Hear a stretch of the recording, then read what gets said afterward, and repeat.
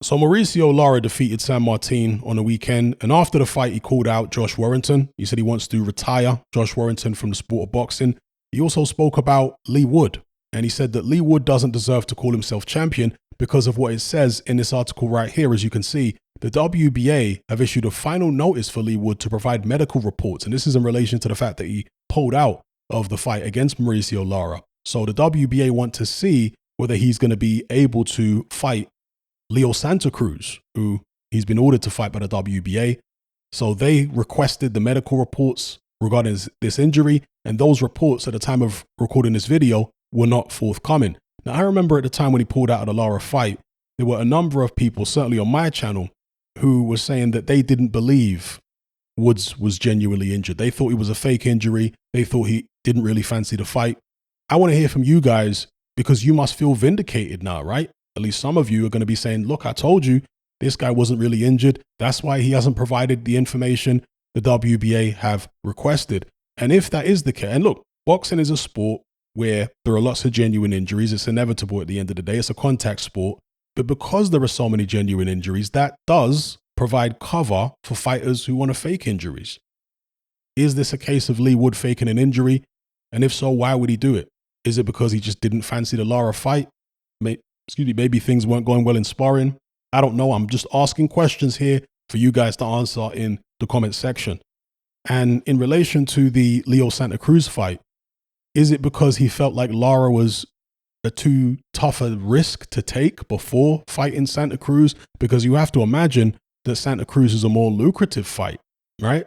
So he maybe would rather skip the Lara situation and just go straight into the Santa Cruz situation. Let me know what you guys think in the comments below.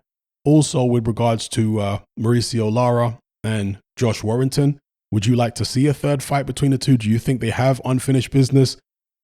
You know, the second fight was very controversial because of the fact that Mauricio Lara was cut, and some people believe that it was an intentional,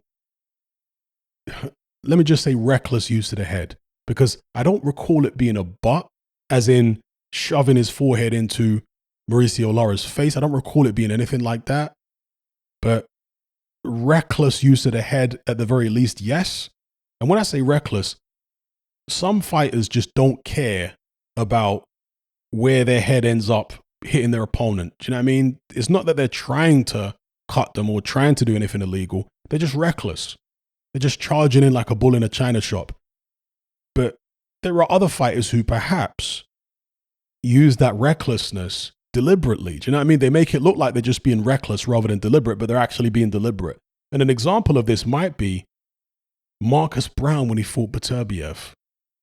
I thought that was very fishy. Do you know what I mean? The way that cut ended up happening to Artur Beterbiev, I thought that was fishy.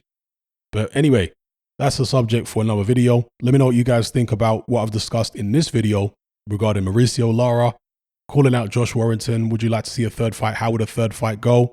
And also the situation with Leigh Wood. Has he yet provided the medical reports to the WBA to prove that he was actually injured? Because it says here that he had 5 days. He was given a 5-day deadline by the WBA.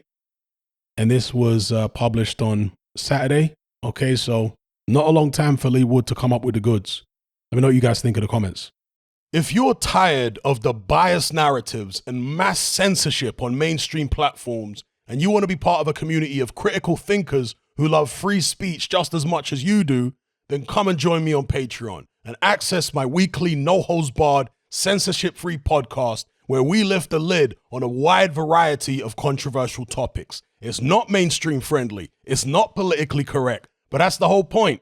We dare to stand as a beacon of reason against an army of insanity. Just head on over to my Patreon page and select the tier called Hatman Hot Topics. You'll gain access to a minimum of 2 hours of exclusive content every single week, including podcasts, videos, interviews, live stream Q&As, as well as my popular Confessions of a Nightclub Bouncer series. Not to mention a vast back catalog of hundreds of hours of previous episodes. You can listen via the Patreon app with the option to download in high quality MP3. We've also got an Element group where you can come and chat and hang out with myself and other members. Unlike Discord, it has full end-to-end encryption, it's decentralized, and it's 100% censorship-free. You can also send voice notes as well as much larger audio and video files than you can on Discord. So come and sign up on Patreon. There's no contract, there's no commitment. You can cancel at any time, and it's cheaper than a cup of coffee. So I'll see you over there. I'm out.